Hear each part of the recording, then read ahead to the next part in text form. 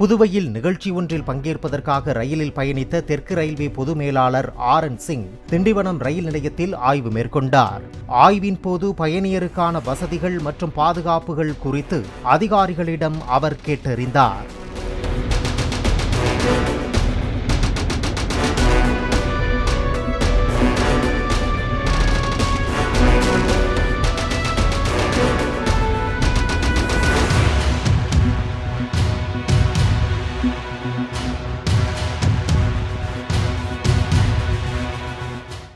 Play store மற்றும் app ஸ்டோரில் இருந்து பாலிமர் செயலியை QR கோடு மூலம் பதிவிறக்கம் செய்யுங்கள்.